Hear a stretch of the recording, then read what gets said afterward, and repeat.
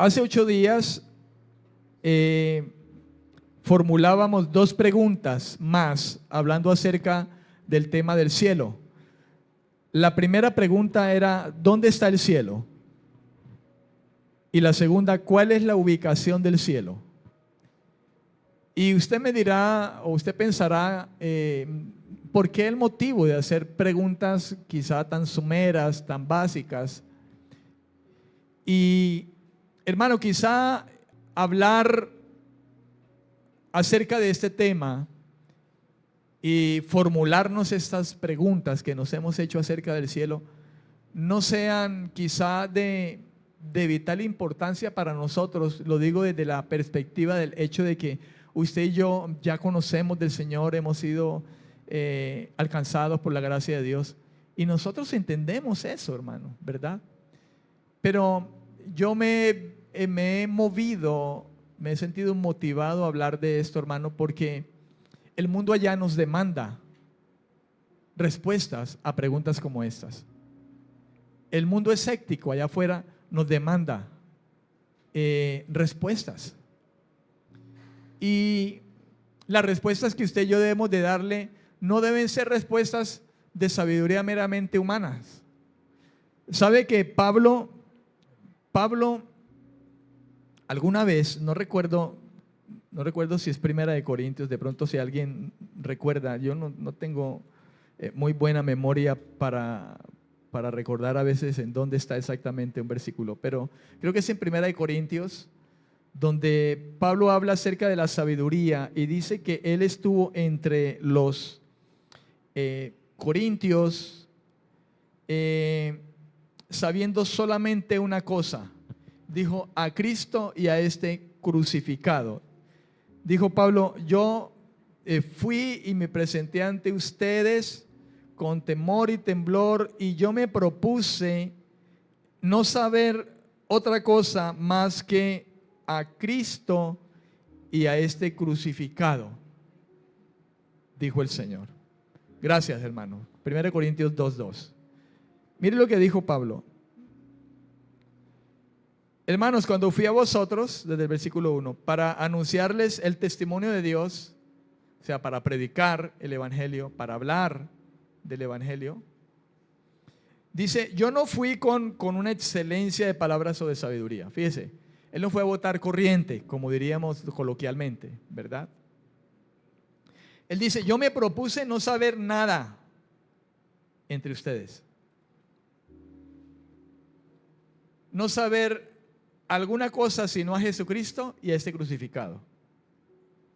O sea, yo me limité simplemente a hablar el mensaje, a decirles que todos somos pecadores, que estamos bajo la condenación del pecado, que un día vamos a morir, Dios nos va a llamar a cuentas y vamos a resultar culpables. Pero Dios nos ha dado favor. En lugar de condenarnos a nosotros como culpables, el Señor ha echado la culpa sobre su Hijo Jesucristo, al cual envió hecho hombre, lo hizo morir en una cruz para pagar el precio. Dijo: consumado es, pagado en su totalidad. Y lo único que nos ha dicho a nosotros es: arrepiéntanse y crean. Crean firmemente, crean de verdad y arrepiéntanse de su pecado, apártense de su pecado, y yo les daré salvación. Eso fue lo que dijo Pablo: eso me propongo. ¿Por qué diría Pablo esto? A lo mejor en muchas ocasiones había contendido con la necedad del mundo, que quizá le hacía cantidad de preguntas que cuestionaban la fe, que cuestionaban la muerte de Jesucristo, que cuestionaban asuntos quizá del paraíso, asuntos del infierno, de tantas cosas, hermano, como hoy precisamente nosotros nos encontramos con un mundo que cuestiona la fe. Y a veces el mismo Satanás está de por medio en eso, actuando, ¿verdad? Con tal de que la luz del evangelio no le resplandezca a los hombres. La Biblia dice que Satanás oscurece el entendimiento de las personas para que la luz del Evangelio no les resplandezca. Y a veces se desvían las personas o tienden a desviarnos a nosotros para que no compartamos el Evangelio, que es lo que necesitan escuchar precisamente. Y a veces hay preguntas como, ¿quién ha ido al cielo? ¿Quién ha ido al infierno? ¿Dónde está el cielo? ¿Dónde está Dios? ¿Quién me dice que Dios existe? ¿Qué me muestras para que Dios existe? Y de hecho las respuestas, hermano, a todas esas interrogantes están en la Biblia, y nosotros tenemos que simplemente basarnos en lo que dice la Biblia. Por lo menos es la perspectiva que yo tengo. Admiro a mucho pastor, predicador, que, hermano, se desenvuelve frente a preguntas como estas y pronuncian la historia y pronuncian circunstancias y grandes pensamientos. De verdad, pero yo no tengo esa capacidad quizá para pensar de la manera o llenarme de tanto conocimiento como mucha gente lo hace. Yo me he propuesto también, igual que el apóstol Pablo, hermano, abordar lo que él dijo. Me propuse no saber sino a Cristo y no discutir sobre filosofías, ¿verdad? Porque al final, cuando el mundo discute tanto frente a cosas, hermano, concernientes al Evangelio, quién es Dios, quién ha visto a Dios, quién ha dicho que Dios existe, dónde está el cielo, dónde está ubicado, quién ha ido allá.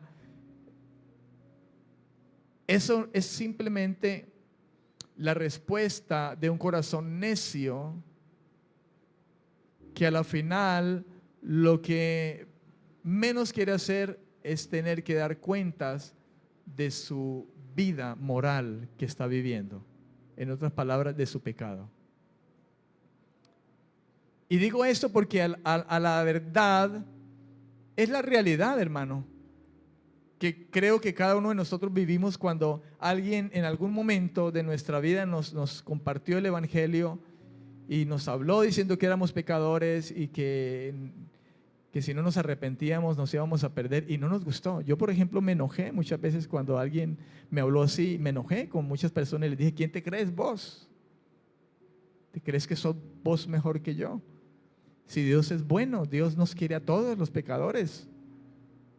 Dios nos ama a todos. Pero reina la ignorancia en primera instancia, y segundo, también la necedad del corazón de los hombres. ¿Verdad? Pero lo que a nosotros nos concierne, hermano, es efectivamente llegar al punto, hermano, al cual llegó Pablo. Pablo era un hombre, un erudito, hermano. Si había alguien que conocía de la ley y de tantas cosas, hermano, era Pablo. Pablo era un hombre muy sabio. Pero fíjese que al final, quizá de lidiar con la sabiduría humana de muchos, dijo precisamente a los corintios, que era una localidad griega, y los griegos son reconocidos por la filosofía y el querer saber cada vez más una cosa y otra y otra. Y Pablo determinó eso, dijo: me propuse no saber nada entre vosotros más que solamente a Jesucristo y a este crucificado. Porque al final lo que el mundo necesita, hermano, para su eternidad es conocer el mensaje de Cristo en la cruz. Ese mensaje. Lo que significa eso.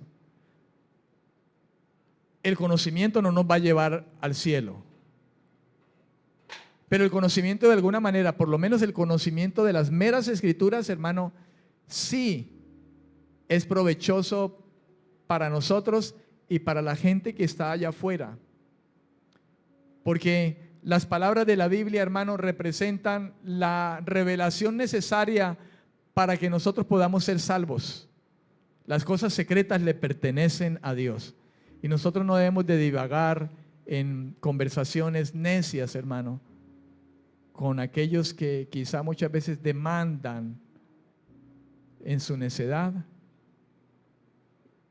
obtener respuestas, hermano, muy convenientes para ellos seguir viviendo la vida que quieren vivir. A nosotros nos concierne decir lo que Dios dijo, y lo que Dios dijo está escrito aquí en su palabra, y es lo necesario para que nosotros como creyentes primeramente conozcamos más de lo que Dios nos ha prometido, de lo que Dios nos ha dado, pero también, hermano, que la gente allá pueda conocer también la salvación que Dios le ha entregado por gracia. Amén. Gloria a Dios. Hemos hablado entonces de asuntos, hermano, concernientes a esta respuesta, a estas preguntas: ¿dónde está el cielo? ¿Cuál es la ubicación del cielo? Y hemos hablado de términos como el que el Señor usó en alguna ocasión cuando dijo a ese hombre que murió a su lado. Dos hombres murieron a su lado en la cruz, ¿verdad? Crucificados también. Y a uno de ellos le dijo: de cierto te digo que hoy estarás conmigo en el paraíso. Un hombre que en el momento de su muerte allí, hermano, recibió la gracia de Dios porque tuvo una actitud de arrepentimiento y Jesús lo conoció. Fíjese usted, ese hombre que estaba muriendo en esa cruz, ¿verdad? Ese hombre a lo mejor ni se había bautizado, porque antes de estar ahí colgado estaba dedicado a pecar. Y uno de sus pecados, pues se supone que era el hecho de que era un ladrón, ¿verdad? De modo que ese no se había bautizado. Si en la sinagoga se reunían para adorar a Dios, a lo mejor ese era que ni a la sinagoga iba.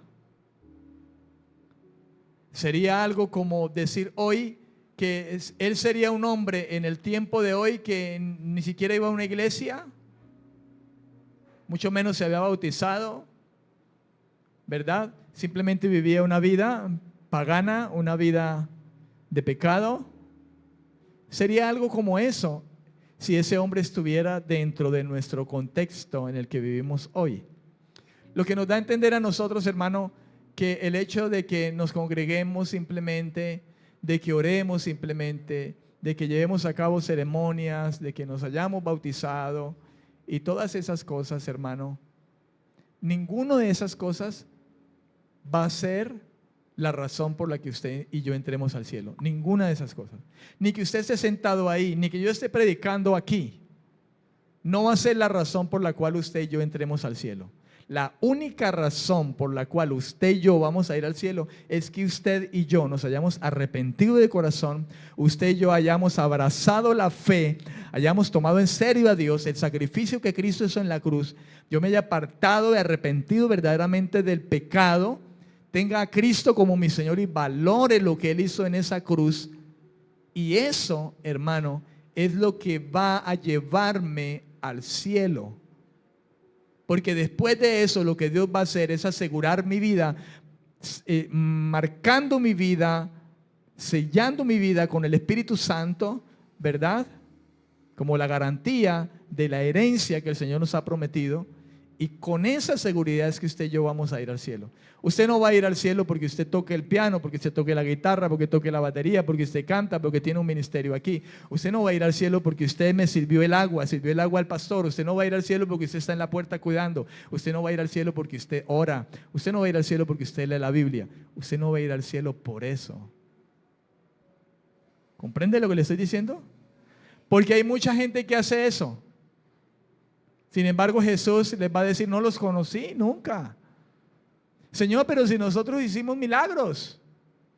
El que usted haga milagros no lo va a meter al cielo.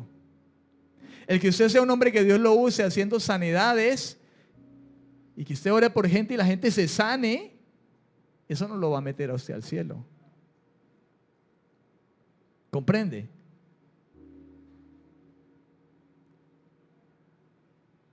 Nada de eso nos va a entrar al cielo, al paraíso. Porque ese ladrón que estaba muriendo allí, yo supongo, la escritura no da evidencia de eso, simplemente dice que ese que estaba ahí era un ladrón y estaba ahí por ladrón. Y todos los pecados más que pudieran tener encima, ese ladrón. Ese ladrón a lo mejor era lujurioso, a lo mejor era un fornicador también. A lo mejor era alguien que no había honrado a sus padres. Me imagino que si era un ladrón, no sería un buen hijo y por eso cogió un camino tan torcido, entre otras cosas como eso. Sin embargo, ahí estaba. Y lo único que lo metió al cielo fue arrepentimiento y fe que en ese momento tuvo, y Jesús lo supo. Y dijo, hoy vas a estar conmigo en el cielo, en el paraíso. ¿Se da cuenta usted, hermano? Es lo único. Amén, amén. La palabra paraíso, paradeiso, significa un parque, un jardín. Hablábamos de que es una palabra tomada de el idioma persa, del persa antiguo, ¿verdad? Que indicaba un parque, un jardín grande rodeado por un muro, ¿verdad? Como un parque, un jardín hermoso rodeado por un muro encerrado. Dice que es la idea que se toma acerca de los jardines donde los reyes persas se paseaban. Es la palabra que usó el Señor Jesucristo y que en el griego se usó para poder describir, hermano, el lugar donde los hijos de Dios, hermano, van a llegar a estar después de que mueren. Una idea de eso la tenemos nosotros cuando la Biblia habla, por ejemplo, en Lucas 16, 22, donde dice la escritura, aconteció que murió el mendigo y fue llevado por los ángeles al seno de Abraham, y murió también el rico y fue sepultado. Cuando se habla acerca de el rico y el mendigo Lázaro, ¿se acuerdan? Que Lázaro murió y Lázaro fue al seno de Abraham. Algo parecido a lo que pudiéramos nosotros conocer como de alguna manera un cielo o un paraíso, un lugar de gozo, un lugar de tranquilidad. A diferencia del rico, ¿verdad? Que nunca asumió de alguna manera el temor de Dios, sino que se dedicó simplemente a vivir su vida de rico, de codicia, de avaricia y cuántas cosas más, y murió, pero el lugar a donde fue no fue un lugar de mucho agrado, donde era atormentado, dice la Biblia. Y ya sabemos de qué se trata porque ya hemos hablado acerca del infierno también. Amén. La palabra paraíso, que es la palabra paradeisos en el griego, paraíso es paradeisos en el griego, fue una palabra tomada del hebreo antiguo. Usted sabe que antes del griego como tal, el hebreo es una lengua más antigua, de modo que la palabra paraíso, que en el griego es paradeisos, se tomó de la palabra hebrea más cercana, que es la palabra pardes, así como suena, pardes. Pardes. En el hebreo esa palabra pardes significaba un parque real. Fíjese, un parque real. Cuando hablo de real, hablo de realeza, ¿verdad? Un parque de la realeza, pudiéramos decir. También esa palabra pardes en el hebreo, del cual fue tomado la palabra paraíso, paradeisos en el griego. Esa palabra pardes también significaba un bosque, o significaba también un bosque, o significaba también un huerto. Un huerto.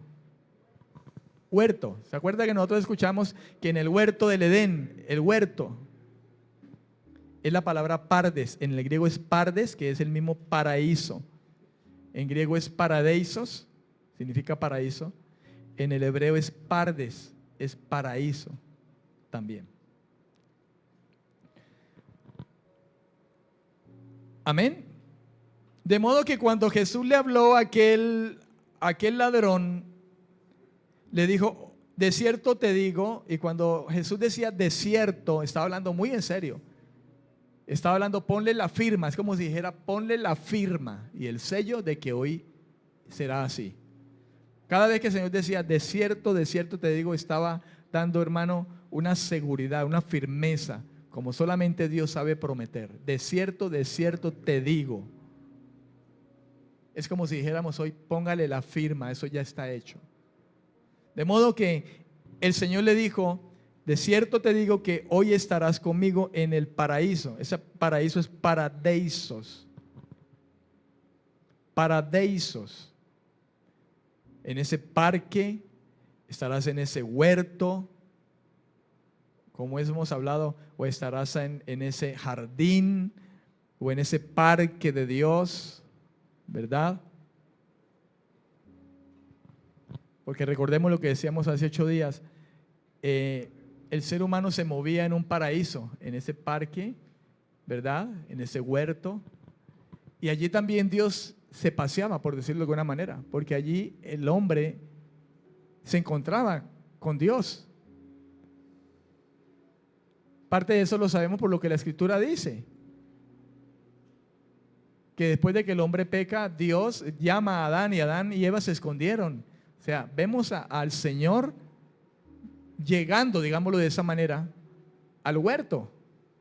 ¿De qué manera? No lo sé, hermano. No lo sé. Pero vemos a Dios llegando allí y al hombre escondiéndose. Y Dios dice, ¿por qué te escondes? Lo que da la impresión que Dios y el hombre hablaban, hermano. Que si el hombre miraba a Dios, no lo sé. Que si lo miraba, no lo sé. Pero por lo menos Moisés, y sabemos que Moisés es mucho después de Adán, Moisés ya estaba manchado por el pecado. Moisés, dice la Biblia, que tenía comunión con Dios muy cercana. Y la Biblia habla de esa comunión como ver cara a cara a Dios. Pero ese cara a cara no es literal que Moisés viera al Señor, sino que ese cara a cara significa que Moisés tenía una comunión muy cercana con el Señor. No sabemos si la comunión de los primeros padres, Adán y Eva, de qué manera era con el Señor, pero lo cierto es que había una comunión cercana. ¿Cómo era? No lo sé, no lo sabemos, pero sí la había, porque Dios se presenta al hombre después de que peca el hombre, después de que comen de ese árbol que el Señor les había dicho que no comieran, y ellos se esconden. Y estaban en un jardín, en un paraíso, en un lugar especial de paz, de gozo, donde no había tristeza ni nada de esas cosas. Pero lamentablemente ellos pecan y Dios los saca del lugar. Hermano, todo hombre y mujer que muera sin la salvación de Cristo, sin la justificación de sus pecados, hermano, no estará en el paraíso, estará fuera de ese paraíso.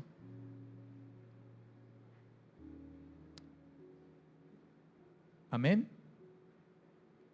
Después de la muerte.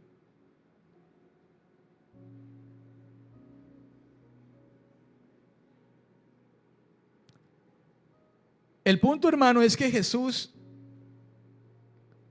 cuando habló con este ladrón, este hombre que estaba crucificado a su lado,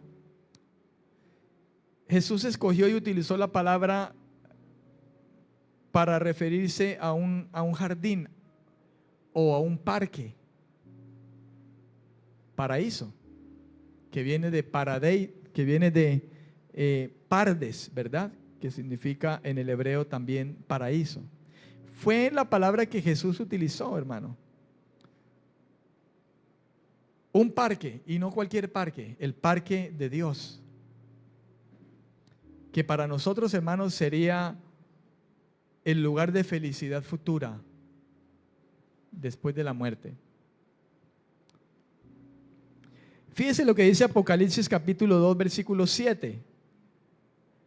Apocalipsis capítulo 2, versículo 7 dice: el que tiene oído, oiga lo que el Espíritu dice a las iglesias. Al vencedor le daré a comer del árbol de la vida que está en medio del paraíso de Dios. Esto es Nuevo Testamento. Y tiempo después de que Jesús ya ha resucitado. Esos son los tiempos, hermano, hacia el final del primer siglo, cuando aún estaba vivo Juan, el último de los apóstoles, y le fue revelado estas cosas, ¿verdad? En la isla de Patmos. Y Dios le habló a Juan, y Juan, hermano, escribe, porque Dios le dijo, escribe todo lo que ves y lo que oyes. Y Juan escribió esto: el que tiene oído, oiga lo que el Espíritu dice a las iglesias. Y esto es palabra para nosotros como iglesia. Al vencedor le daré a comer del árbol de la vida. ¿Quién es el vencedor? Pues el que ha vencido al mundo por la fe. ¿Quién es el que vence al mundo? Sino el que ha tenido fe. ¿Qué es lo que vence al mundo? Juan mismo lo habla. Lo que vence al mundo, hermano, es la fe, nuestra fe. De modo que cuando la Biblia habla del vencedor, está hablando de aquel que ha llegado a la fe y ha sido salvo. Ese es el vencedor. Al que venciere, está diciendo el que ha llegado a la fe, ¿verdad? Yo le daré del árbol de la vida. Aquí no se trata de vencedores en sus propias fuerzas, ¿verdad? Aquí no se trata de eso. Se trata de que somos vencedores porque Él fue el que nos hizo vencedores. Él nos dio, hermano, ese privilegio de ser vencedores cuando llegamos a la fe. Él venció por nosotros en la cruz. Y Él nos ha dado de ese vencer de Cristo, nos lo ha dado a nosotros y nos ha hecho más que vencedores en Cristo, por Cristo y en Cristo. Y a su nombre, por Él y en Él nos ha hecho más que vencedores. Y es la fe la que nos ha hecho vencer el mundo. ¿Cuál fe? La fe en Cristo, la confianza en Cristo, en lo que Él hizo allá y porque hemos valorado ello. De modo que cuando aquí en Apocalipsis habla de eso, al vencedor, está hablando al que ha nacido de nuevo, al que ha sido salvado, le daré de comer del árbol de la vida que está en medio del paraíso de Dios. Porque Dios vino, hermano, a restituir todo como al principio. Nosotros vamos a estar al final de toda la historia y el plan de Dios en la Nueva Jerusalén, que podría representar, hermano, el paraíso mismo, el cielo mismo para nosotros. Amén, amén. Porque ese era el plan de Dios desde el principio. Solo que el pecado dañó todo. Porque ¿qué le dijo el Señor a Adán y Eva? Multiplíquense, tengan hijos ahí en el paraíso. Y no sabemos qué pasaría más adelante. Alguien diría, pastor, ¿y si cabría toda esa humanidad ahí en ese paraíso? ¿Cómo sería de inmenso si casi no cabemos en este globo terráqueo? Somos como 9.000 millones de personas. No sé cómo sería. No sé qué había en la mente de Dios. No sé. No sé qué iría a ser en sí ese paraíso específicamente. Porque el Señor sacó al hombre del paraíso. Y no lo sacó fuera de la tierra, lo sacó a la tierra, pero lo sacó fuera de un lugar especial. ¿Cómo sería? Lo cierto es que Dios tenía sus planes bien hechos. ¿Falló el plan de Dios? No, fallamos nosotros. Porque Él nos dijo, el día que coman de ese árbol van a morir. De modo que no falló Dios, fallamos nosotros. Amén. Y su gracia siempre ha estado presente. El Nuevo Testamento menciona el cielo con mucha frecuencia. Sin embargo, incluso con esta frecuencia que se nombra, la Biblia carece de una descripción detallada de la ubicación del Espíritu, del cielo, perdón. La Biblia no da una descripción detallada, exhaustiva, de dónde está el cielo, dónde está ubicado como tal. Tal vez Dios ha cubierto, hermano, de manera intencional, en misterio, esa ubicación. Ha sido la voluntad del Señor de que eso permanezca en misterio, dentro de su sola voluntad. Porque quizá es más importante, hermano, que usted y yo nos centremos en el Dios del cielo que en la descripción, más que en la descripción o la ubicación del cielo.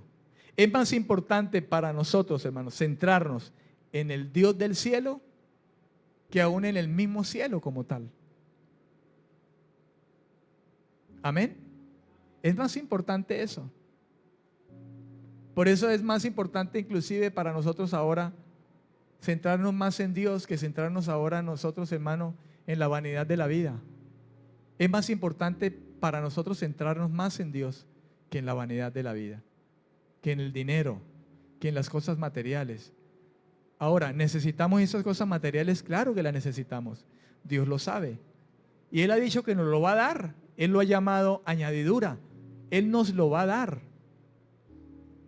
Pero para nosotros está más, hermano, el hecho de concentrarnos en Dios, en amarlo, obedeciéndole, porque en eso consiste el amor a Dios, obedeciéndole a Él, en adorarle a Él, en alabarle, en caminar agradándole al Señor. Es más importante para nosotros eso que estar preocupados por las cosas vanas de esta vida. De igual manera pensaríamos en el cielo. Es más importante pensar que estamos con Él y Él con nosotros, porque el Señor tendrá cuidado de nosotros. Nos llevará al cielo. Suponemos que el lugar donde nos va a llevar el Señor es un lugar de lo mejor, hermano. De modo que lo que más nos debe preocupar a nosotros es vivir para Dios, agradándole al Señor, más que en el mismo hecho de centrarnos en preguntas de ¿dónde está el cielo? ¿Dónde está ubicado el cielo?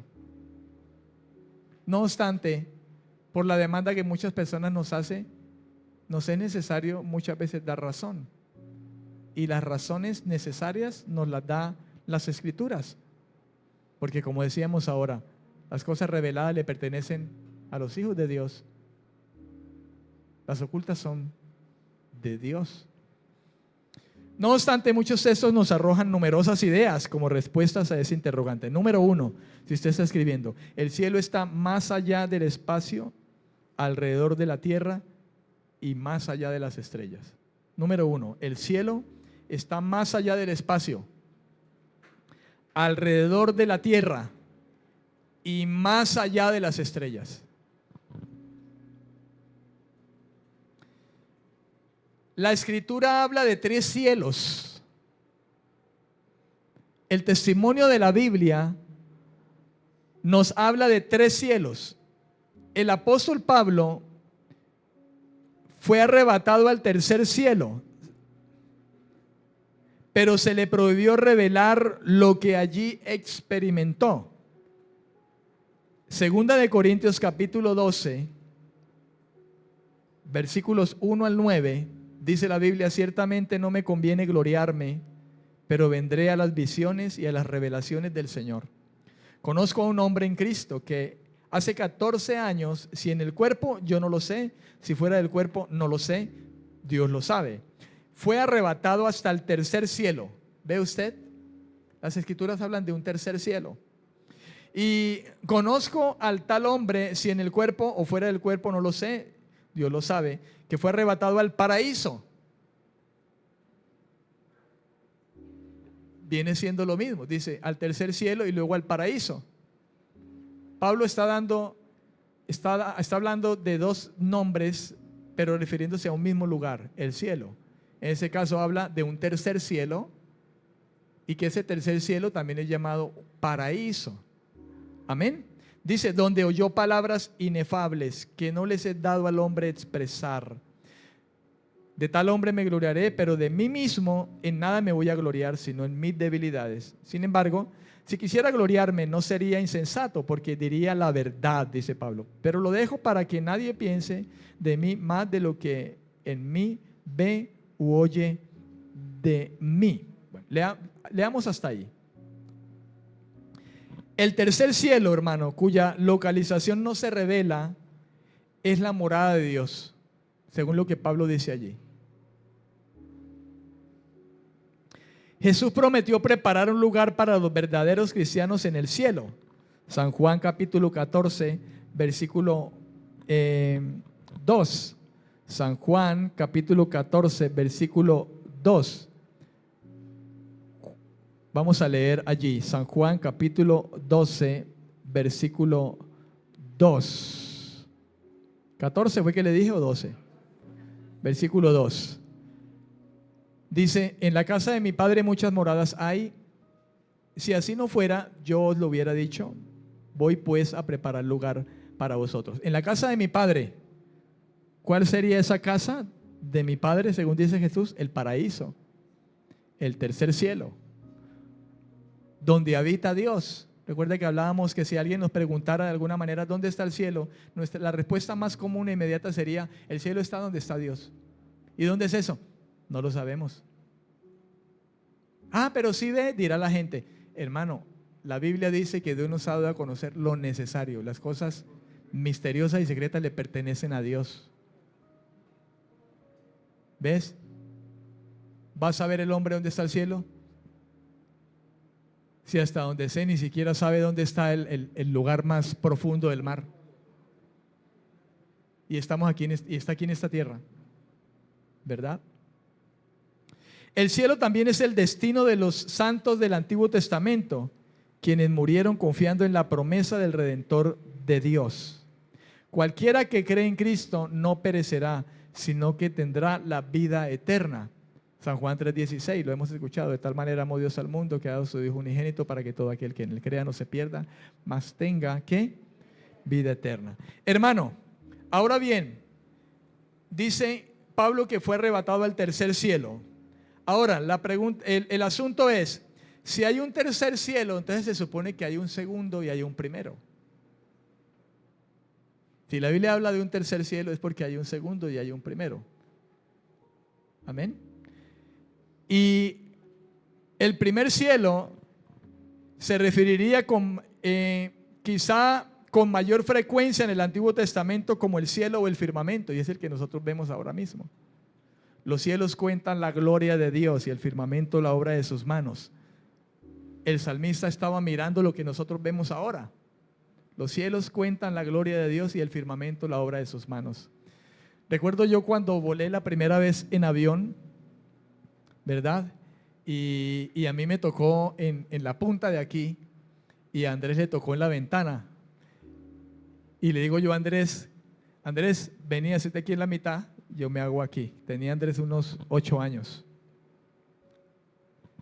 Porque yo quería mirar allá, ¿verdad? Y me asomé por esa ventanita, hermano, y yo lloré mirando desde la altura de los cielos, la tierra, la inmensidad del mar, y luego cuando pasamos por las nubes, ver esas nubes, hermano. Y me acordé inmediatamente lo que decía el salmista: los cielos cuentan la gloria de Dios y el firmamento la obra de sus manos. Era la primera vez que yo veía el cielo así tan cerca, montado en un avión. La gente estará acostumbrada y le van y le vienen, las nubes normal. Pero cuando uno tiene el Espíritu y sabe, hermano, de la grandeza de eso, como decía el salmista, los cielos cuentan la gloria de Dios. Y el salmista no estaba mirando el tercer cielo, él estaba mirando el primer cielo. Dice, cuentan la gloria de Dios, hermano. Es impresionante, hermano, cuando realmente uno sabe lo que significa eso. Y una persona tiene el Espíritu de Dios. Ese día, hermano, alabé y exalté el nombre del Señor. Y recordé ese versículo. Primer cielo, el firmamento, las nubes, que nosotros bien podemos ver, hermano. Amén. Ese es el cielo que contiene nubes, la zona por la que vuelan las aves y los aviones. El segundo cielo es el espacio interestelar, exterior, que es la morada de las estrellas, planetas y otros cuerpos celestes. En Génesis, que hablando de la creación, las escrituras, hermano, en el principio,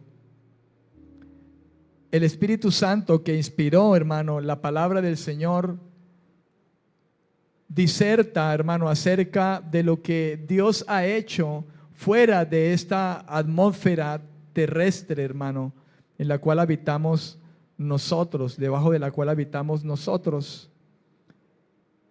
El versículo 14 de Génesis 1 dice: dijo luego Dios, haya lumbreras en la expansión de los cielos para separar el día de la noche y sirvan de señales para las estaciones, para días y años, y sean por lumbreras en la expansión de los cielos. Esa expansión es el universo, hermano, para alumbrar sobre la tierra. Y fue así, e hizo Dios las dos grandes lumbreras, la lumbrera mayor, ese es el sol, para que señorease en el día, y la lumbrera menor para que señorease en la noche.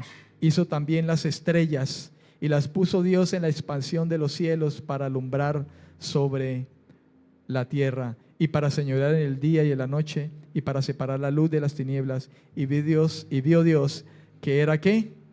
Que era bueno. Si a usted alguien le demanda acerca de dónde está el cielo, dónde está ubicado el cielo, hermano, el testimonio de las Escrituras es suficiente para el que va a creer. Porque las cosas reveladas son las que Dios nos ha dado para conocerlo y conocer su grandeza. Lo oculto le pertenece solamente a Dios y no podemos divagar más allá. Amén. No podemos divagar mucho más allá. Número 2. En respuesta a esas preguntas, ¿dónde está el cielo? ¿Dónde está ubicado el cielo? Punto número 2. El cielo está sobre o por encima de la tierra.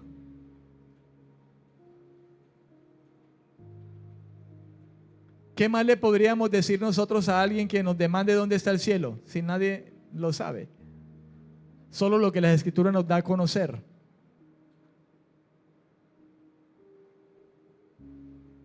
Si bien de alguna manera vamos a responder también, podríamos decirle: ¿dónde está el cielo? Mira para arriba. Ahí está. Ese es el primero. ¿Dónde está el cielo? Si quieres, mira la televisión, Discovery Channel, o consíguete un telescopio potente y vas a ver el segundo cielo. Ahí está el cielo, el segundo. Y el tercero. El tercero es la morada de Dios. Y a ese nadie de los que estamos vivos ha llegado. Y las Escrituras hablan de ello. Amén. Pero si quieres saber algo de dónde está ubicado el cielo, pues la Biblia habla de que el cielo no está aquí en esta tierra, está afuera, está por encima de esta tierra. ¿Y dónde dice eso? Bueno, la Biblia lo describe en muchos lugares, y aquí hay algunos lugares, algunos otros versículos que indican que el cielo está sobre o por encima de la tierra. En Génesis 11:17, la Biblia habla de la torre de Babel. Y Dios dice: ahora pues descendamos. Y si el cielo es la morada de Dios, y Dios dijo descendamos, quiere decir que el cielo está sobre o por encima de la tierra. Y Dios tuvo que descender. Amén. Dios dijo descendamos. ¿Cómo así descendamos? ¿Y dónde está Dios? Eso nos ubica que el cielo está sobre esta tierra, por encima de esta tierra. Él dijo descendamos, dijo el Señor. Lo que quiere decir que el Señor está allá arriba. ¿En dónde? En algún lugar, en el tercer cielo. ¿Dónde está? Las cosas ocultas le pertenecen al Señor, las reveladas a nosotros. El Salmo 103:11, el cielo se describe como alto sobre la tierra, alto sobre la tierra. Salmo 103:11. Porque como la altura de los cielos sobre la tierra, engrandeció su misericordia sobre los que le temen. Fíjese lo que dice el salmista: porque así como la altura de los cielos sobre la tierra, o sea, por encima de la tierra. El Salmo 14, 2. Salmo 14, capítulo 14, versículo 2. Dice que es el lugar desde el cual el Señor mira hacia abajo. 14, 2. Jehová miró desde los cielos sobre los hijos de los hombres para ver si había algún entendido. Nosotros en nuestra humanidad, yo por ejemplo como humano, yo me imagino esto.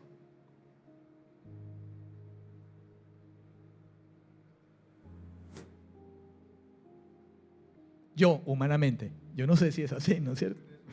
Pero yo soy humano. Y sabe que la Biblia el Señor lo escribió de una manera que humanamente lo entendiéramos. Por eso Él dijo: mira los pájaros, mire las flores, ¿verdad? Él usó nuestra terminología humana. Entonces yo como humano me imagino a Dios mirando. Versículo 2. Jehová miró desde los cielos sobre los hijos de los hombres.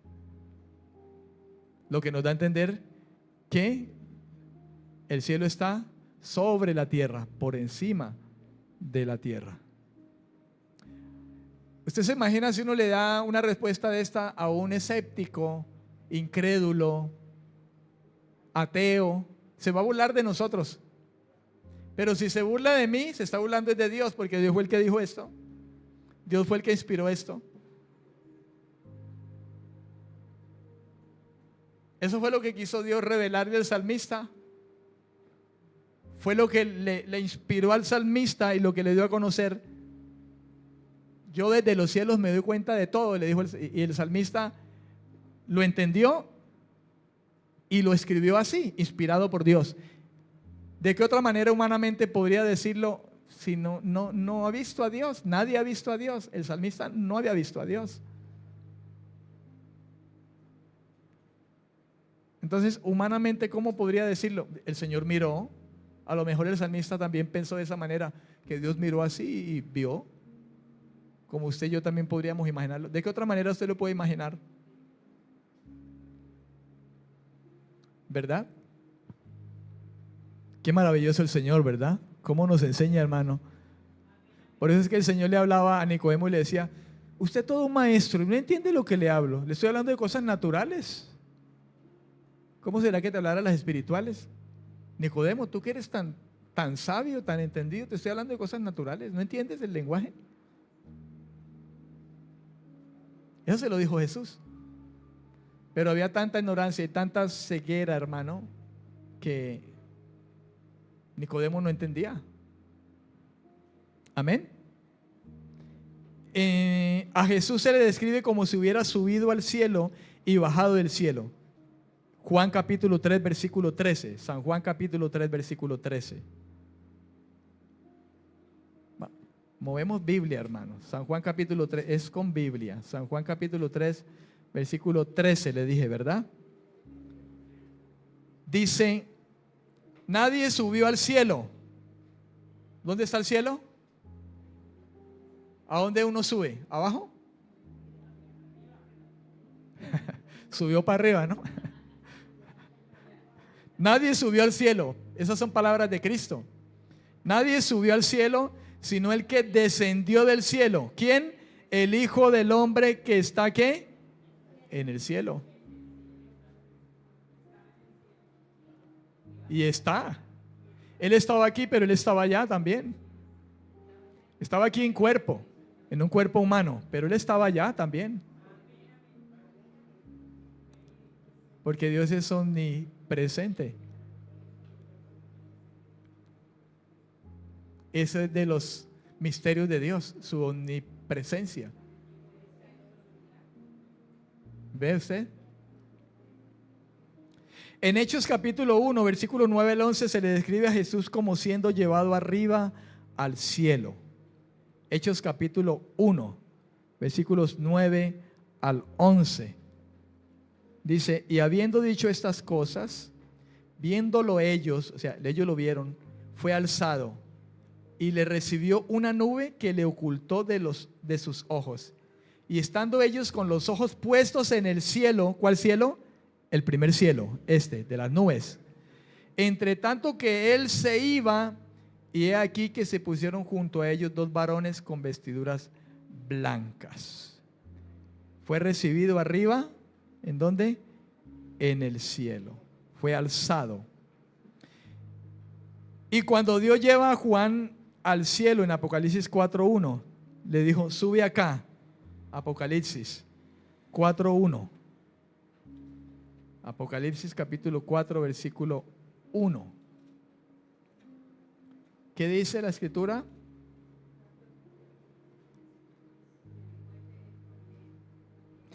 Después de esto miré, dice Juan, y he aquí una puerta abierta en el cielo. Y la primera voz que oí, como de trompeta, él describe lo que escuchó, dice, hablando conmigo, ¿qué le dijo esa voz de trompeta? Sube, sube acá, y yo te mostraré las cosas que sucederán después de estas. Sube acá, lo que indica que el Señor lo llevó. Algo similar quizá a lo que le ocurrió a Pablo, cuando dice, en el cuerpo no lo sé, Dios lo sabe, pero estuve en el tercer cielo, en el paraíso, donde no se le ha dado a hombre alguno hablar de lo que vio. Pero a Juan sí se le concedió hablar de lo que vio. ¿Vio? ¿Vio usted? Para terminar, hermano, tal vez Dios ha cubierto intencionalmente en misterio su ubicación, porque es más importante que nos centremos en el Dios del cielo, en el por qué, en el quién, más que en el dónde. ¿Por qué en el por qué? Valga la redundancia, porque es más importante saber nosotros que vamos al cielo y por qué vamos a ir al cielo y por qué una persona puede ir al cielo y por qué es mejor ir al cielo. Porque es más importante saber también quién va al cielo, quién irá al cielo, que el saber dónde está el cielo. Es más importante eso. Para Dios lo fue. Fue más importante para Él decirnos que íbamos a un cielo y decirnos cómo íbamos a ir y quiénes íbamos a ir. Tanto más eso que el hecho de saber, de que nosotros supiéramos dónde está Él. Pero algún día vamos a saberlo de alguna manera. Juan habla diciendo en su primera carta a San Juan capítulo 1 versículo 3, capítulo 3 versículo 1 y 2 creo que es, primera de Juan 3, 1 y 2, él dice algo, dice, entonces le veremos tal cual como Él es, le veremos, dice. ¿Cómo será ese le veremos? Pues la verdad yo no lo sé si será literal que le veremos el rostro, pero Juan dice que le veremos tal cual como Él es. Conoceremos, quizá ese ver es conocer también el cómo fuimos formados, cómo fuimos llamados, también lo dice Pablo, también lo dice allí en 1 Corintios capítulo 13. Amén. El Nuevo Testamento se centra, hermano, en el propósito del cielo, más que decirnos lo que es, quizá, o dónde está. El Nuevo Testamento se centra más en el propósito del cielo que en cualquier otra cosa.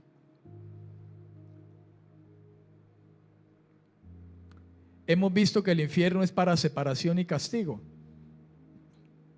El cielo, por el contrario, es para compañerismo y gozo eterno.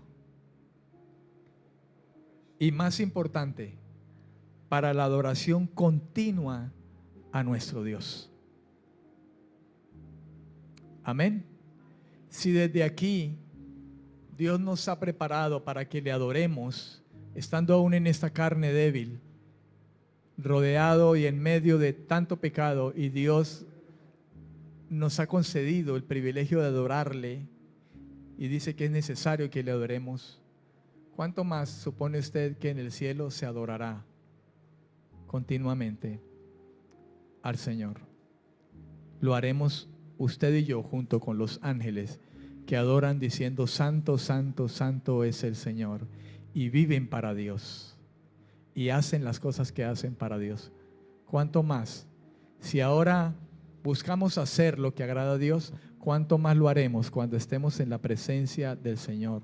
Frente a Él, viéndolo cara a cara, no lo sé literalmente si es así o no, pero lo cierto es que estaremos más cerca de Él que de lo que ahora mismo estamos. Póngase en pie en este momento, hermano, y adoremos a Dios.